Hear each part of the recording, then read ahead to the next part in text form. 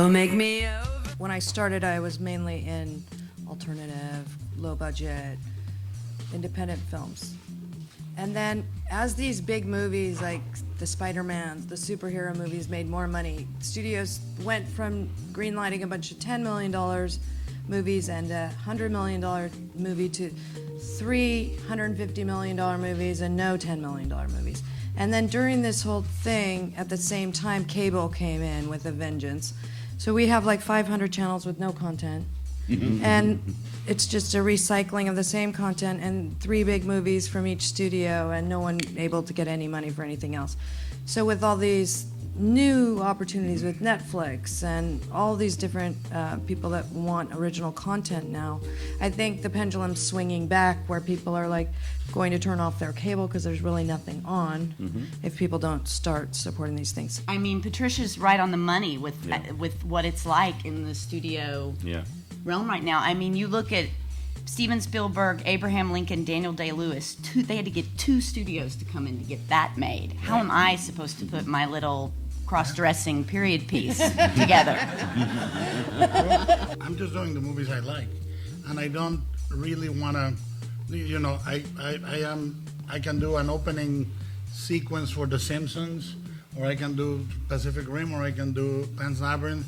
And to me, it's all just enjoying what I do. We're here to honor Kit Carson, among other things. And Kit started pushing, created the USA Film Festival in Dallas 45 years ago to honor independent films because there was no event like that. Right. And so we come out of a heritage of Kit Carson and Eagle Pinnell and Tobe Hooper, and Rick certainly is the one who, by staying in Austin after Slacker, created what's happening today. But it's a culture that, unlike Hollywood or New York, is dominated by fans. This is for Mr. Jones. I'd like to ask, you've had such a wonderful long career, and I've followed you.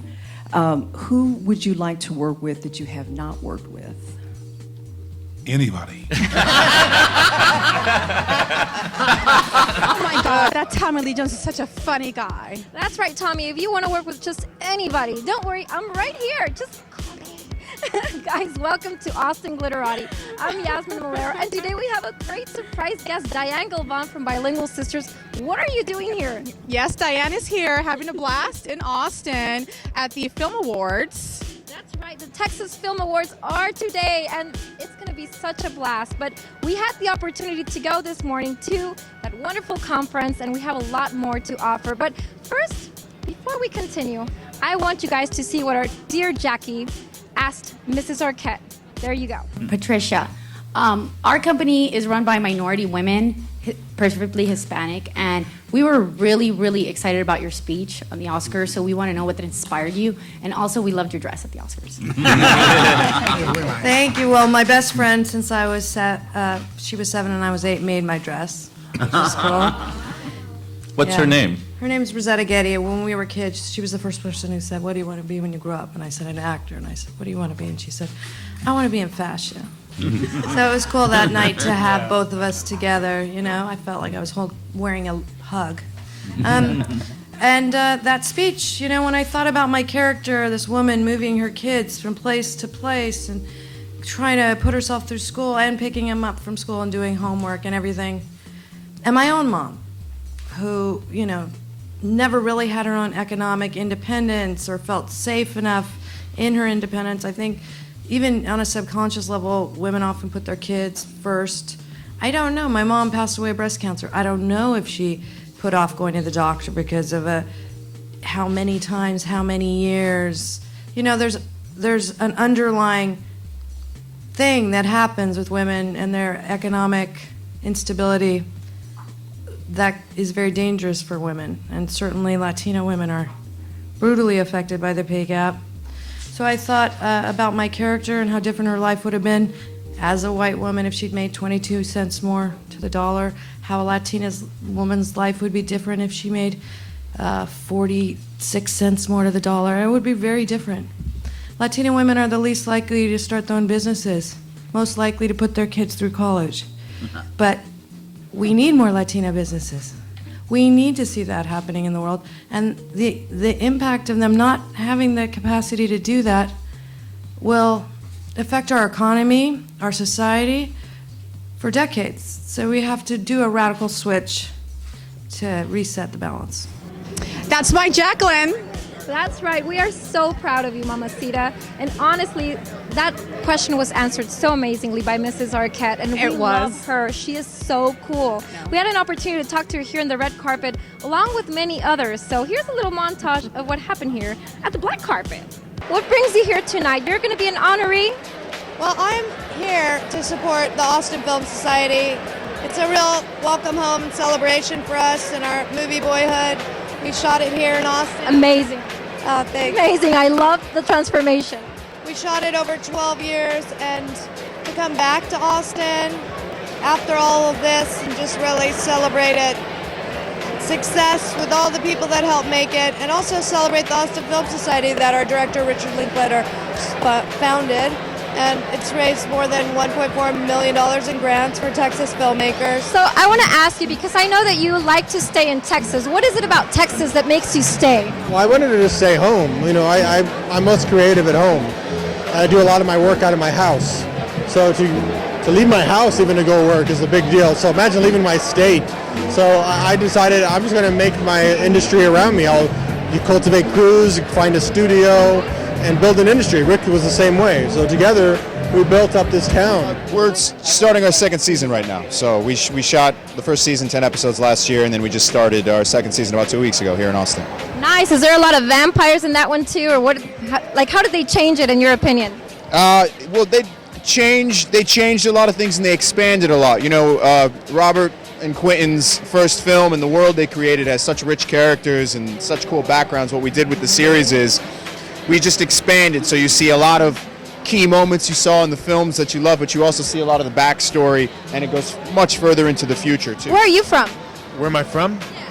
I'm Canadian originally, but From Canada? yeah. Welcome to America, and hey, it looks like it's going good. Yeah, I've lived in California a long time though, so this is my second time out to Texas.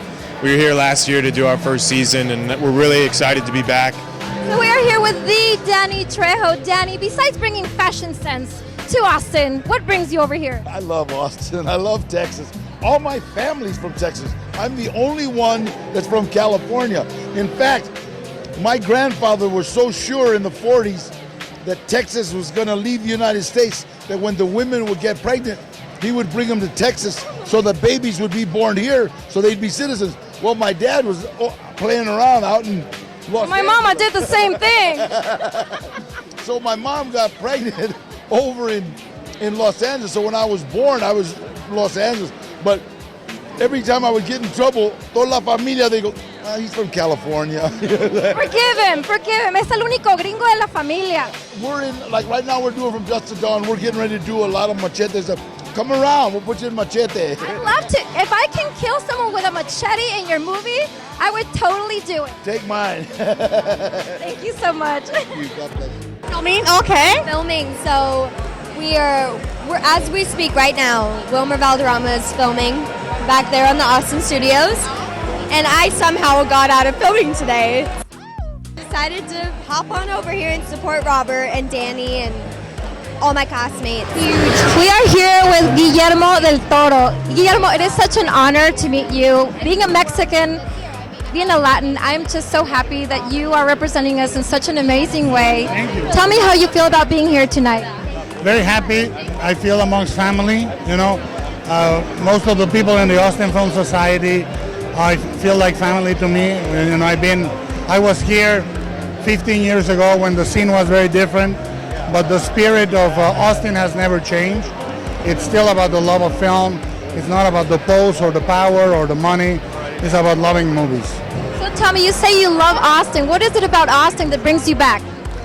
It is truly a unique spirit. I mean, you have guys trying very ambitious filmmaking without being trapped by the Hollywood industry or the budget. You have people that have made it a point to stay home. You know, Richard, Robert, Mike, they all had great success, and they didn't go to Beverly Hills and move to Hollywood and did movies there. They stay here. They created an industry. They created a festival. They created a structure to love film and know about film that is probably unique in America. I've got to say something that is really catching my attention. You smell so good. What lotion are you wearing? That's the way I sweat. Wow, you must have a very happy wife. It's called Terra by Hermes. Oh my God, it smells delicious. If you guys were here, you would want to be smelling this man. I'm so happy to have you here, and thank you so much, and congratulations on this honor. Thank you very much. What brings you to Texas today?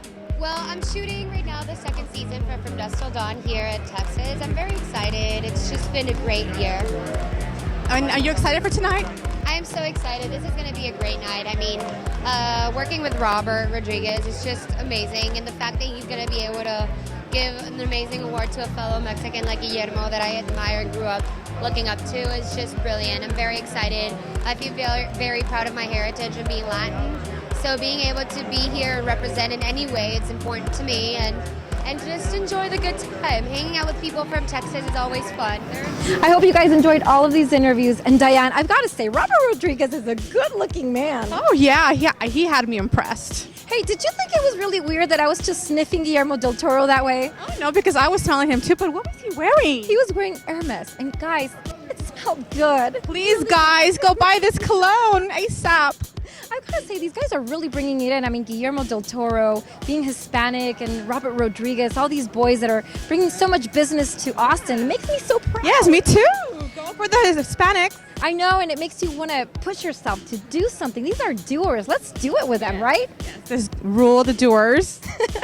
That's right. Well, guys, follow us on Twitter, follow us on Instagram, like us on Facebook, like us on YouTube, because you guys are the ones that are going to make Glitterati really shine. Thank you guys for being with us. Diane, anything you want to say to Jackie before we go? Jackie, work it. That's right. Thank you so much, Glitterati. Bye-bye. I'm all I want to be.